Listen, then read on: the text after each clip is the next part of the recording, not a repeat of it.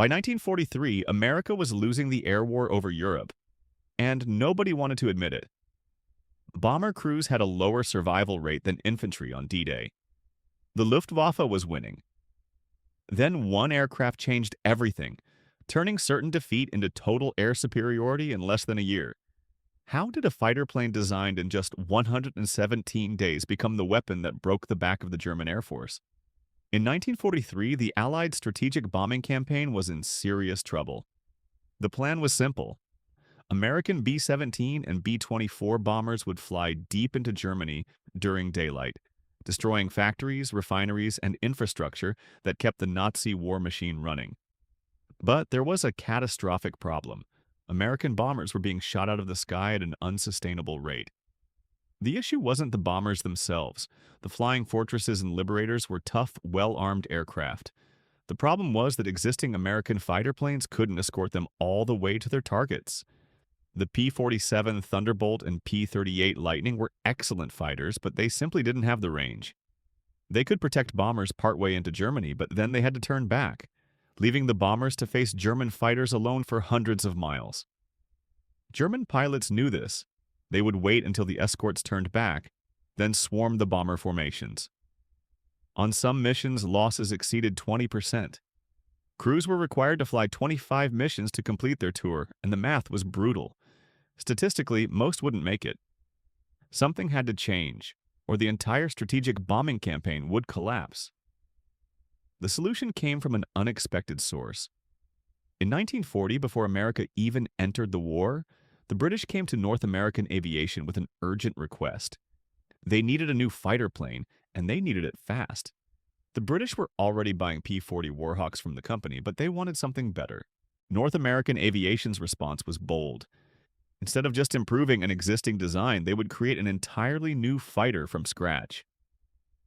What happened next was extraordinary.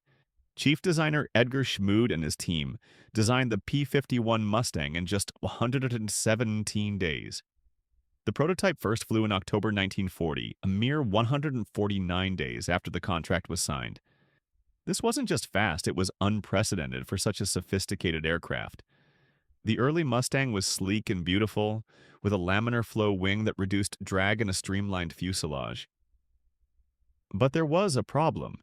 The Allison engine it used performed well at low altitudes but struggled above 15,000 feet. This made it unsuitable for high-altitude bomber escort missions. The Mustang was fast and maneuverable, but it couldn't fight where it was needed most. The breakthrough came when someone had a brilliant idea. What if you took the best American airframe and married it to the best British engine? The Rolls-Royce Merlin engine, the same power plant used in the legendary Spitfire, was a supercharged masterpiece that excelled at high altitude. When American engineers fitted a Packard-built version of the Merlin into the Mustang, they created something special. The P-51B, which first flew in 1942, was a revelation. With the Merlin engine, the Mustang could fly faster than 440 miles per hour at high altitude. It could climb rapidly. It could dogfight with the best German fighters, and most importantly, with external drop tanks, it could escort bombers all the way to Berlin and back, nearly 1,800 miles round trip. No other fighter in the world could match this combination of speed, maneuverability, and range. Let's talk about what made the P-51 so exceptional. The laminar flow wing was a marvel of aerodynamic engineering. Unlike conventional wings where airflow became turbulent, the Mustang's wing maintained smooth airflow over more of its surface, dramatically reducing drag. This meant better speed and better fuel efficiency, critical factors for long-range missions. The aircraft's cooling system was equally innovative. The radiator was positioned under the fuselage in a duct that didn't just cool the engine, it actually generated forward thrust through a carefully designed air scoop. This Meredith effect turned a typically draggy component into something that added performance. Armed with 650 caliber machine guns in the wings, the Mustang packed serious firepower. These guns could tear apart enemy fighters and strafe ground targets. Later versions could carry bombs and rockets, making the P-51 effective for ground attack missions as well. The bubble canopy on the P-51D variant gave pilots exceptional visibility in all directions, a crucial advantage in air combat where seeing the enemy first often meant the difference between life and death. When P-51s began escorting bomber formations in late 1943 and early 1944, the impact was immediate and dramatic. German fighters that had hunted bombers with near impunity suddenly faced American fighters that could match or exceed their performance anywhere over Europe. The hunters became the hunted. Bomber losses dropped significantly. Crew morale soared. For the first time, American bomber formations had protection throughout their entire mission. German pilots faced an impossible choice: engage the bombers and fight through the Mustang escorts, or avoid combat and let the bombers through. Either way, the Luftwaffe was losing. The statistics tell the story. In 1943, before Mustang escorts, bomber loss rates on deep penetration missions averaged 10 to 20%. After the P-51 arrived in force in 1944, those rates dropped to 2 to 4%. The difference wasn't just numerical, it was psychological. American bomber crews now believed they could survive. German pilots increasingly believed they couldn't. By D-Day in June 1944, P-51 Mustangs had helped establish complete Allied air superiority over Western Europe.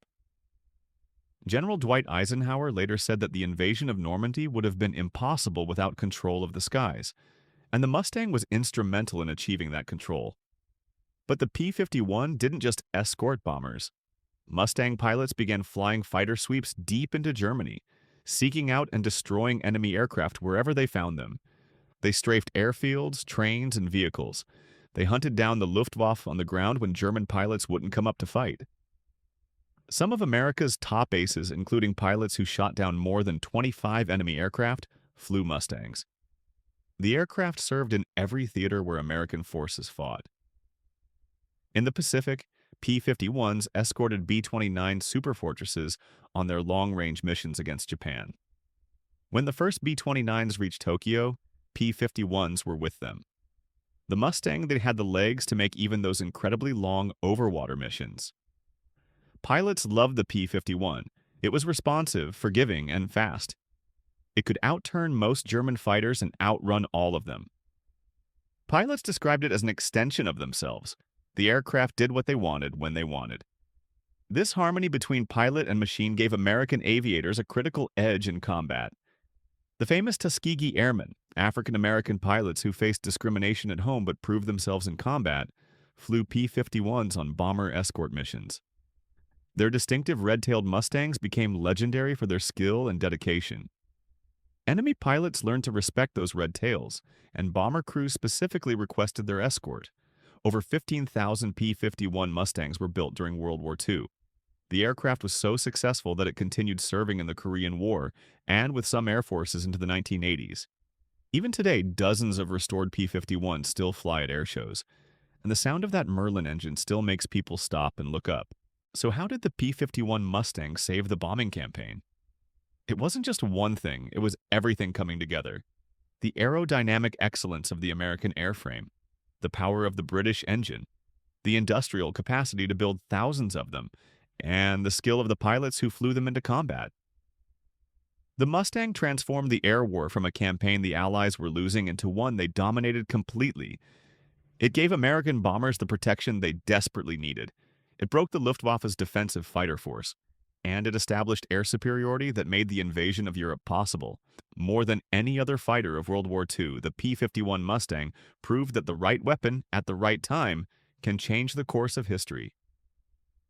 It turned the skies over Europe from a deadly shooting gallery into an American highway.